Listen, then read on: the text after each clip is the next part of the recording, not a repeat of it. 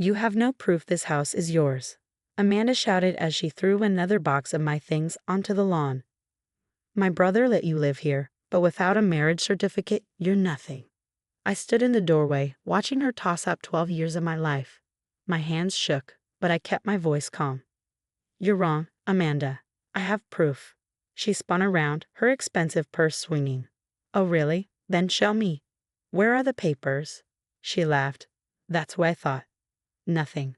Just like your so-called marriage, nothing legal, nothing real. My name is Olivia, and 3 months ago, I thought my life was perfect. Then my husband, Marcus, disappeared with his pregnant girlfriend. He left only a text. No marriage registration means no divorce. You keep your job, I keep everything else. But Marcus had no idea what this house really held. Amanda walked around like she already owned the place, her heels clicking on the hardwood floors. I'm actually doing you a favor. Marcus wants his girlfriend to move in next week. You should leave while you still have some dignity. I glanced at the old clock in the corner. My grandfather had built this house himself, and before he died, he had told me something odd. Never move that clock. It holds more than just time. I stepped toward it. Actually, there's something you should see. Amanda sighed. Another worthless old thing. Give it up, Olivia. This house belongs to Marcus now. I ran my fingers along the clock's frame. My grandfather had a habit of hiding important things in strange places. Amanda frowned. What are you talking about? I opened the glass door and reached inside. Feeling for a small hidden latch, I pressed it. Click. A secret compartment popped open. Amanda's face turned pale as I pulled out a yellowed envelope. What's that? I smiled. The original deed to the house, dated 1962. Along with my grandfather's will, he left everything to me, his only grandchild. All legally notarized and filed with the county. Amanda lunged for the papers, but I stepped back. Careful. These are legal documents. She stammered. You're lying. Marcus said the house was in his name. I shook my head. Marcus lied. He never owned this house. My grandfather never trusted him, seems he was right.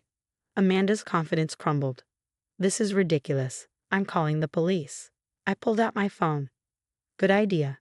My lawyer would love to explain how trying to kick the legal owner out of their own home is a crime. Silence. Outside, the wind scattered the papers Amanda had thrown out. Her hands clenched and unclenched. You knew, she whispered. You knew all along and let me. Make a fool of yourself. I finished. Yes. Consider it a lesson in humility. Now, why don't you start bringing my boxes back inside? Amanda's mouth opened and closed, but she had no comeback. Finally, she grabbed her purse. This isn't over. Actually, it is, I said, holding up the documents. And when you tell Marcus, remind him my grandfather's lawyer has copies of everything. I bet he'll love knowing he's been living in my house all these years. Amanda stormed off and sped away in her car. I turned to the clock, finally understanding my grandfather's wisdom. He had protected me even beyond his lifetime. I carefully placed the papers back inside the hidden compartment. Time reveals all truths, he had said. The battle wasn't over. Marcus would be back, probably with lawyers. But for the first time since he left, I felt strong. This house was mine, and I wasn't going anywhere. 2 days after Amanda's dramatic exit, I was sorting through old photos in the living room when my phone buzzed. Marcus's name flashed across the screen, accompanied by a text that made my blood boil. Amanda told me about your little stunt with the clock. Nice try, but fake papers won't hold up in court. Lisa and I will be moving in next week. Don't make this harder than it needs to be.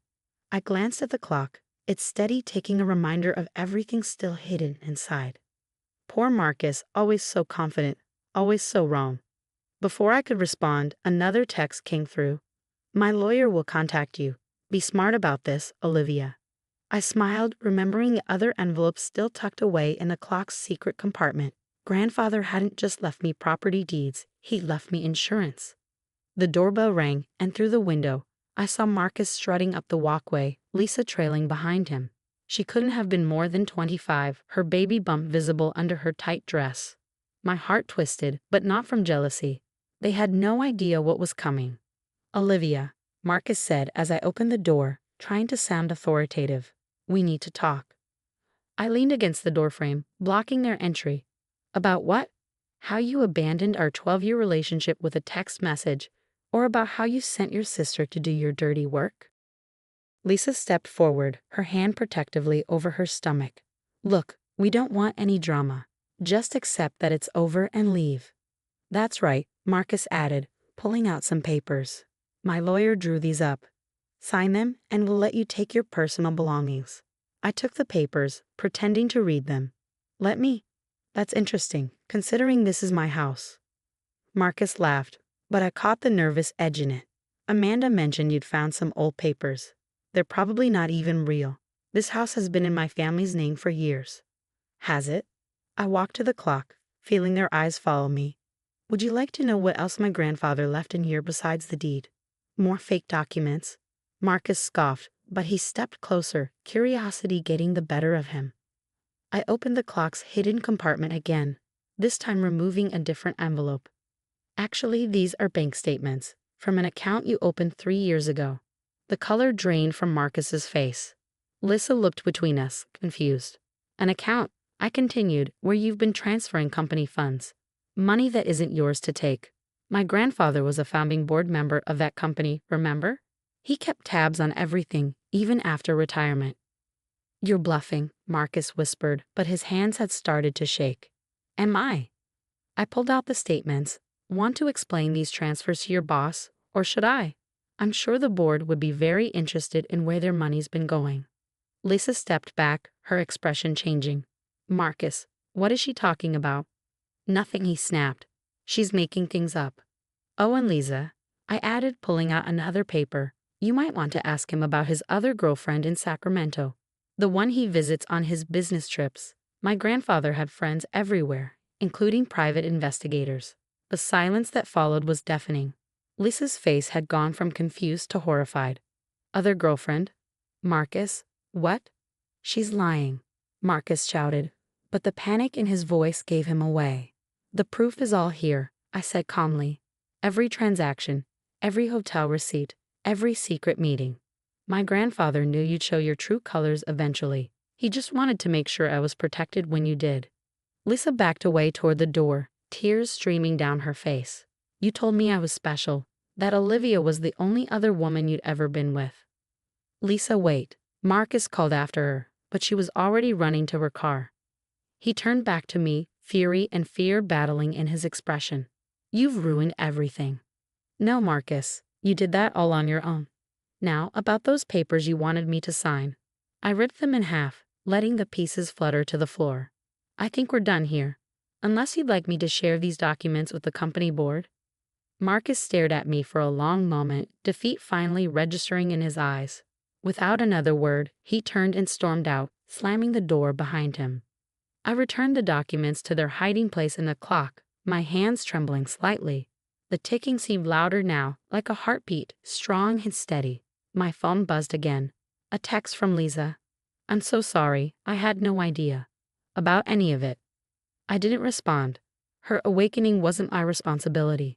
Instead, I sat in my grandfather's old armchair, looking at the clock that had protected me when I needed it most. Time reveals all truths, I whispered, remembering his words. The old clock had revealed more than just property rights. It had exposed the true nature of the man I'd almost spent my life with. The sun was setting outside, casting long shadows through the windows. Somewhere in a city, Marcus was probably scrambling to cover his tracks, and Lisa was facing her own harsh realities. But here, in this house that had always been mine, I was finally at peace. The clock kept ticking, steady and sure, guarding whatever other secrets my grandfather might have left behind. But those were stories for another day. A month after Marcus's dramatic exit, I sat at my kitchen table with a cup of coffee, watching the morning light filter through the windows. The house felt different now, lighter somehow, as if a heavy shadow had been lifted. My phone lit up with a message from my grandfather's old friend and lawyer, Tom Harrison. Just thought you'd want to know. Marcus resigned from the company yesterday. Seems he's taking a job out of state. Your grandfather would be proud of how you handled everything. I smiled, remembering how Marcus had tried to contact me several times over the past weeks, his messages shifting from threats to desperate pleas. Each time, I'd simply send him photos of the banking documents until finally he understood there was no way out. The doorbell rang, interrupting my thoughts. To my surprise, Amanda stood on my porch, looking very different from the last time I'd seen her. Gone was the designer outfit and superior attitude. Instead, she seemed smaller, almost apologetic. "Can we talk?" she asked quietly. I considered closing the door, but something in her expression made me pause. 5 minutes. She followed me into the living room, her eyes immediately going to the clock. "I owe you an apology," she began, twisting her hands nervously. "I was horrible to you, and I believed everything Marcus told me without question." "Yes, you were, and yes, you did," I agreed, watching her carefully. "I didn't know," she continued, "about the money he was stealing or about his other girlfriends. When Lisa told me everything." She trailed off, shaking her head. I felt so stupid. The clock ticked steadily in the background as I considered her words. "Your brother made fools of a lot of people," I said finally. "But you chose to be cruel. That was your decision." "I know," she whispered, "and I'm truly sorry. I always thought you weren't good enough for our family. Now I realize we weren't good enough for you." I let her words hang in the air for a moment, remembering all the small cruelties, the dismissive comments, the ways she tried to make me feel less than. But I also remembered my grandfather's words about forgiveness being a choice we make for ourselves, not others. "Thank you for the apology," I said finally. "I appreciate you coming here to say it in person." Amanda nodded, then reached into her bag.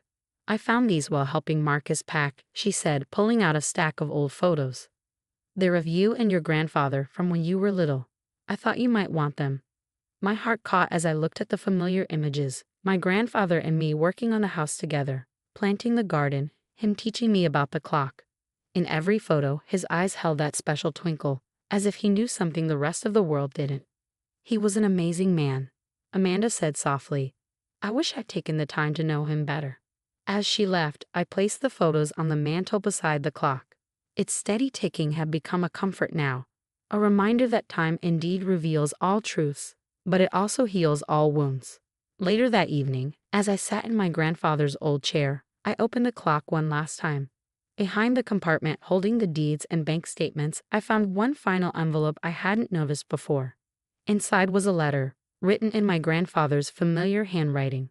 "My dearest Olivia, if you're reading this, it means you've discovered what the clock holds and you've needed its protection. I'm sorry you had to face such difficulties, but I'm proud of the strength I know you've shown.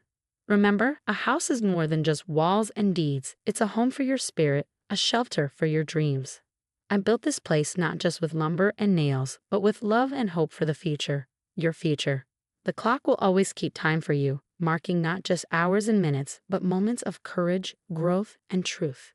Let its steady ticking remind you that you are stronger than you know, wiser than you believe, and more loved than you can imagine.